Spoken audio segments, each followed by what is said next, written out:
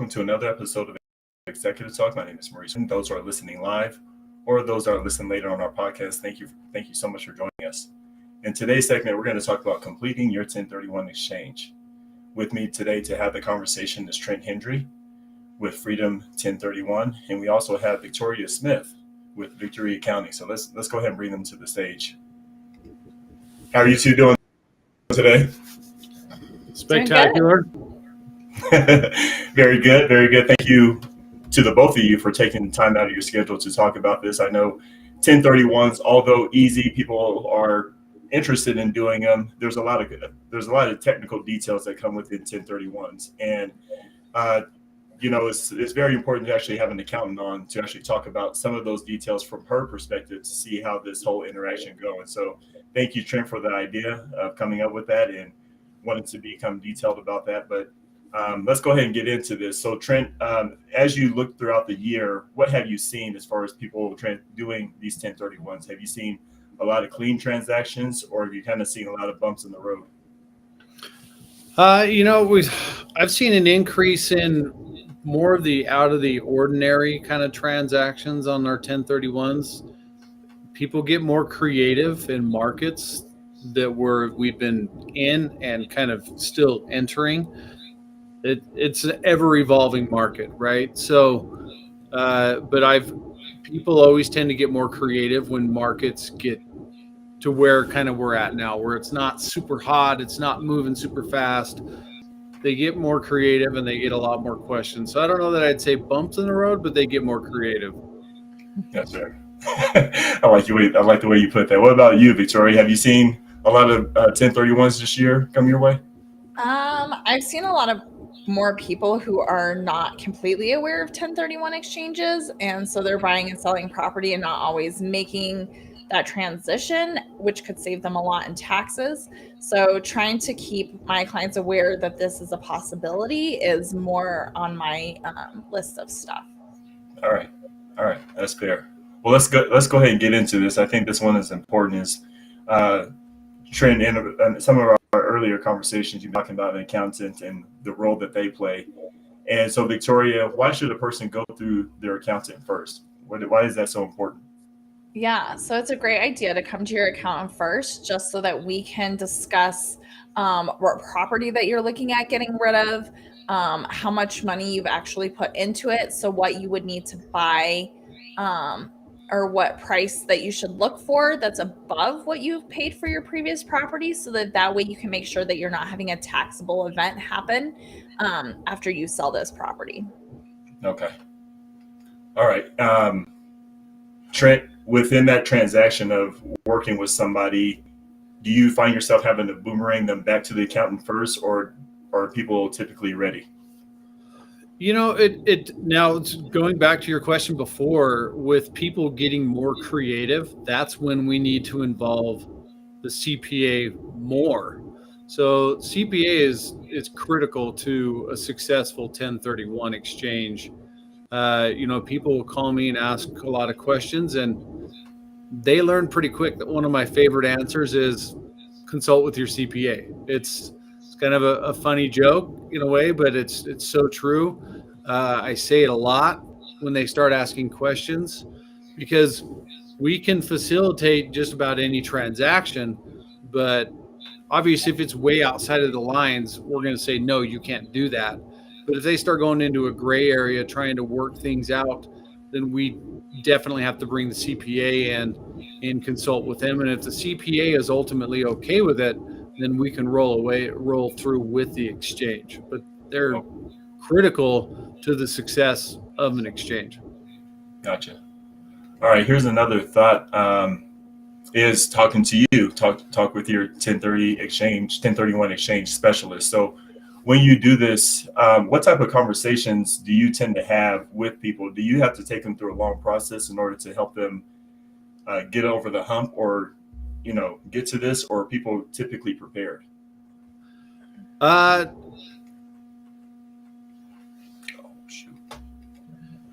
offer a free consultation with anybody that's interested in doing it in an exchange. I don't charge for going over that on the phone with them. Usually, to kind of do a consultation, a good one is a good 30 to maybe 45 minutes if they've got a lot of questions. But you can cover the basics of an exchange and what they need to be doing and answer their questions easily within a 30-minute time frame. Uh, so it doesn't take forever. Most people that call, they're somewhat savvy when it comes to real estate because we are dealing with investment real estate, right? It's not your primary residence that we're dealing with. So most of these people have some experience because you're not doing an exchange if you're just getting into real estate investment. You're dealing with an exchange if you're selling a real estate investment. So you've got your feet wet a little bit, so they understand some of the ins and outs of investment real estate. But usually, you can get their questions answered within a reasonable time frame. Okay. All right. This one is also curious. We've talked about this before as far as talking to your realtor. They seem to play because obviously they're the ones that are taking you around looking for this investment property. What type of conversation should be had with the realtor, have you found? Well, I mean, I think the first conversation you have with your realtor is if you're selling an investment property, you tell them right up front, I would like to do a 1031 exchange, because there are going to be, well, at least where I'm at locally, and most of the states nationwide have addendums that go to contracts and whatnot that have to do with disclosing a 1031 exchange. So if you're selling, whether you're the seller or the buyer in an exchange, you have to disclose that to the other party involved in the transaction that it is an exchange. So just communicating that up front with your agent, that you're doing an exchange is important, and who you're doing it with.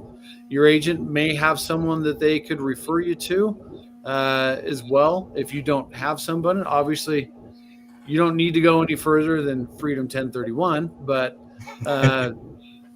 in your local area, there may be people that they work with. So just communication is always key in a real estate transaction, and getting on board with that with the realtor. And with strategies on an exchange, you don't necessarily want to start waiting to look for a property that you're going to purchase until you've closed on the property that you're selling.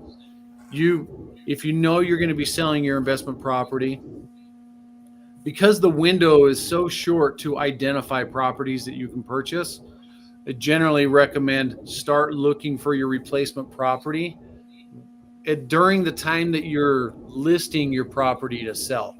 Nowadays properties aren't selling over the weekend. They're selling within it could sell over the weekend. If you price it right, you can sell anything fast, but they're sitting on the market, 30, 60 days, generally speaking. So you've got some time to start looking for a good replacement property. If your agent waits to do that till after you close on your sale, then you're really limiting your ability to find the right investment property. I got you.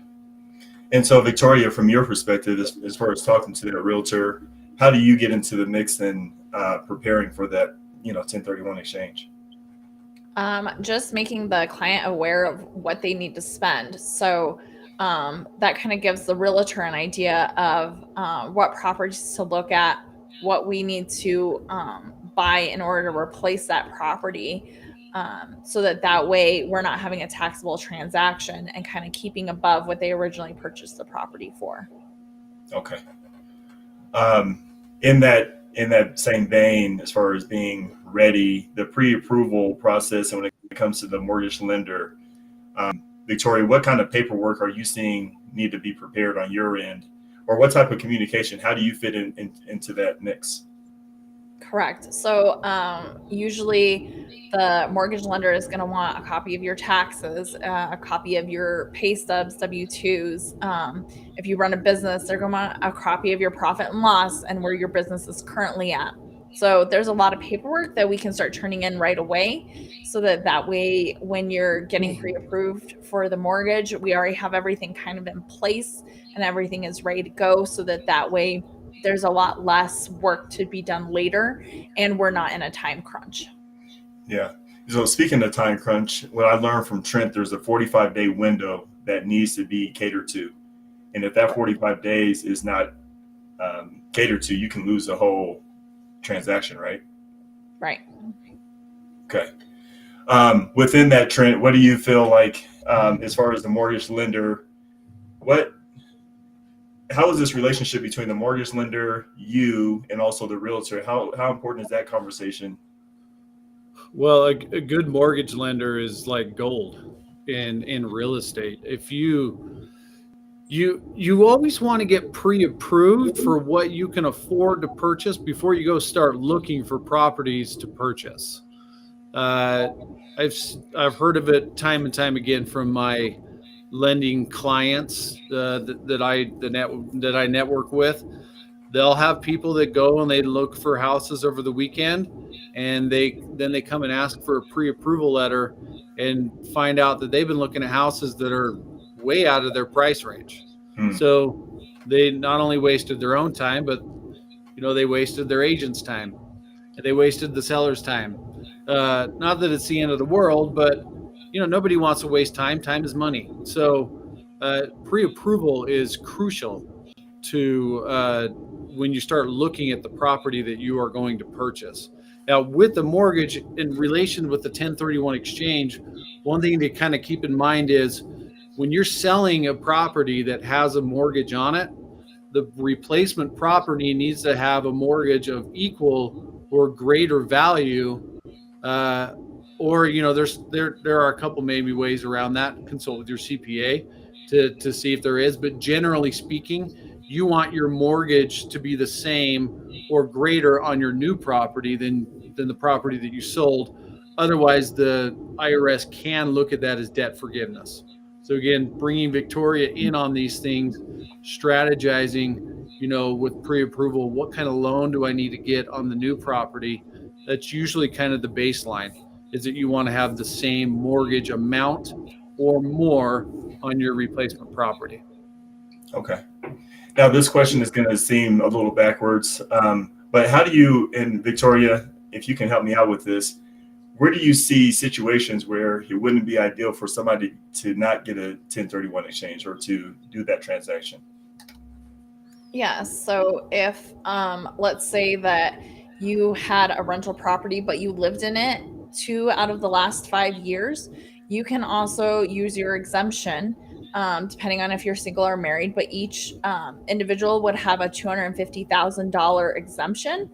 So let's say you lived in it for 2 years and then you rented out for 2 years, and now you'd like to sell it and maybe buy something else.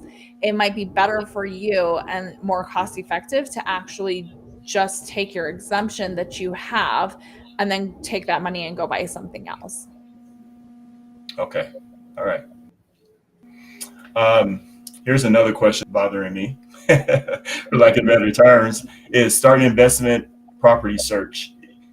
It seems to me with the marketplace that we're in, it seems like if the marketplace is hot, where homes are going on the market, there's a lot of the supply available for people to find this.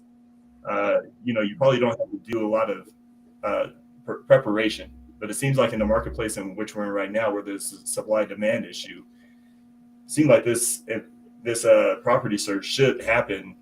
I don't know, maybe 6-7 months before. I don't know, but talk to me, Trent. What do you think? Yeah, I mean, I don't know. You can start looking for a property at any time, right? So there are options with 1031 exchanges. If you are out looking, I've got a brother that his hobby is to look on like the real estate listing just for fun to see if he can find a good investment property. So if you're looking and you find a really good investment property, there are things you can do within an exchange. If you don't have time to sell the property that you currently own in order to generate the funds to purchase a new property, you can do what's called a reverse exchange. So you can do it backwards. You could buy your replacement property first and then get the property that you currently own sold. And then we kind of, it's obviously a little, we can do a whole webinar on just reverse exchanges, but there are strategies that if you're out there looking and you find something that is just the right fit for you and the investment that you're looking for, you can make that work within a 1031 exchange. There's an improvement exchange as well. So if you find a property that you want to purchase and renovate with the funds that were generated from your sale, you can do that. So when you're out looking for property, I kind of rewind to what we talked about just a little bit before, is you want to make sure that you're looking for your replacement property before your property sells. So that's kind of one of the biggest things. Is, I mean, case in point, this last week I had a client that called me. We send out reminders. Hey, your 45-day deadline is coming up to identify the property that you're going to purchase. And, on day 43, he texted me and said, I still don't know what I'm going to purchase. And so you kind of get into a little bit of panic mode at that point, right? Because after day 45, day 46, you cannot identify a replacement property. So, with an exchange, you're typically selling one property. Most people will buy one property, but you can buy up to 3 replacement properties within an exchange without getting into the complications of what we call the 200% rule. So if you buy 4 or more properties within an exchange, then the value of those 4 or 5 or 6 properties, however many you purchase, cannot exceed 200% of the value of the property that you sold. So most people stay away from that. Most people just don't have enough money from their sale to generate the purchase of 3 or more new properties. So that it's usually kind of a 1-to-1 or 1-to-2 kind of ratio, but starting to look for those properties, the earlier the better. And then if you find one that you love and you just have to purchase right away, then you've got the reverse exchange at your disposal to make that happen. Okay. All right. Victoria, I have a question for you. So what's considered to be a like-kind exchange? Because I feel like this is one of those, because one thing that happens in real estate, there's always, I guess in everything in life, there's always a gray area. And people typically like to kind of flirt around with that gray area. But no judgment. It is what it is. But in this 1031 exchange, what's considered to be a like-kind exchange?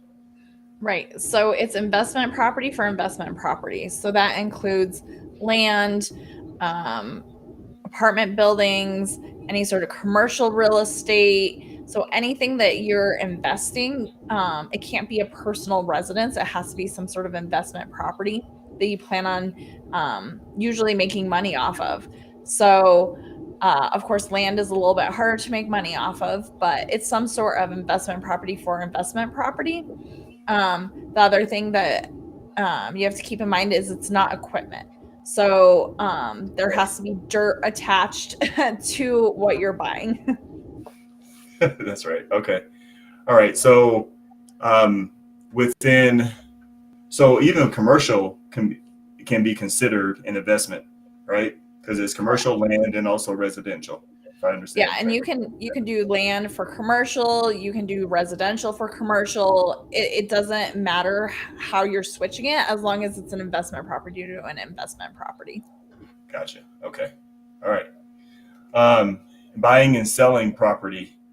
What's important about this particular slide is what is that? What's the correlation of this? And Trent, take this away for us. Well, I mean, buying and selling property, is real estate transactions they're not usually just run of the mill, right? So when you're looking for your property, kind of to piggyback off a little bit of what Victoria was saying, sometimes people overthink the like kind exchange part. So she gave great information on it. Obviously, it needs to be an investment property. I have a lot of people that ask, if I'm selling a home that's, I've been renting out, do I have to buy another home? The answer is no. You can buy any other type of real estate. That's what like kind is. Real estate for real estate. What Victoria was talking about as well, to kind of just touch in on it more. Back in the day, there used to be 1031s for personal property, like equipment. To my understanding, they don't do it anymore. That's certainly not my specialty. I deal with just real estate. So when you're buying and selling, don't channel yourself into, oh, I've got a house, I have to buy another house. The sky's the limit as long as it's deeded property. Just like Victoria said, as long as there's dirt attached to it, it's a deeded property where the deed is recorded with the county recorder's office to transfer title. That is considered real estate. That's considered like kind. Okay. These forms that are submitted to you, Victoria, what forms do you look for during this transaction? Obviously, it's 1031, but what else do you look for? Right. So I like to already have the when you purchase the property, I like to already have that settlement agreement on hand, so that way we know how much you originally purchased it for.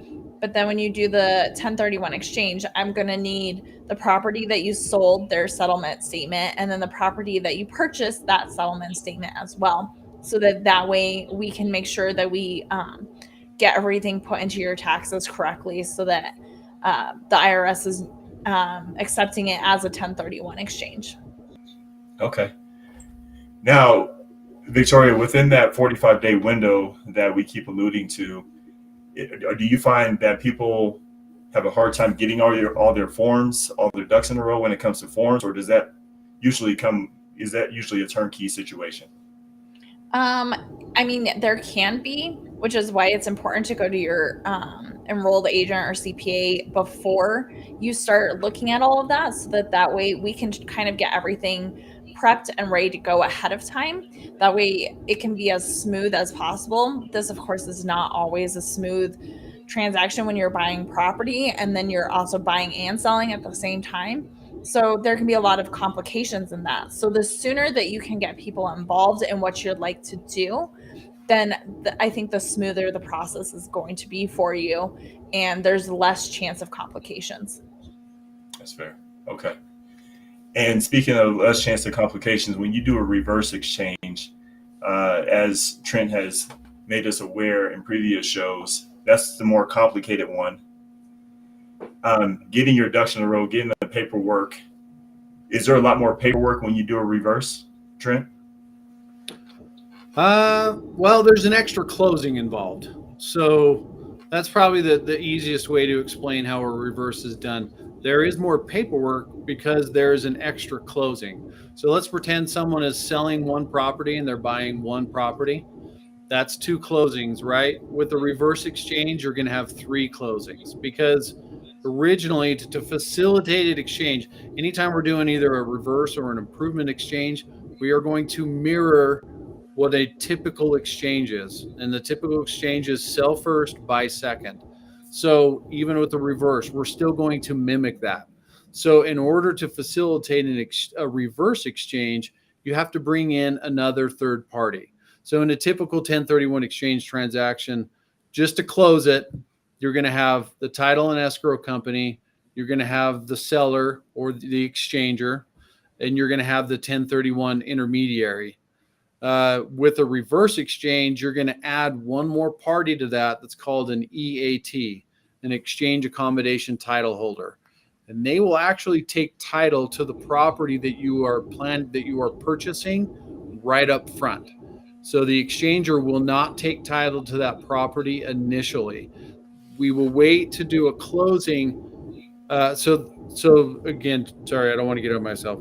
The EAT will take title. They'll hold title until the exchanger sells their investment property, and then we will do a closing from the EAT to the exchanger as their replacement property purchase. So again, we're mirroring what a standard exchange is, and have to bring in that third party for the EAT to complete a reverse exchange. So with that, you're going to pay, there's going to be some extra fees. You're going to pay a fee to the EAT. typically your exchange fee is going to be a little bit higher because of the additional paperwork. And then you are also going to pay for an additional title insurance policy.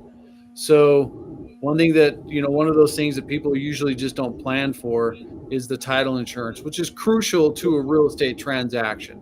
You should never be purchasing real estate without getting a title policy on that to ensure your ownership.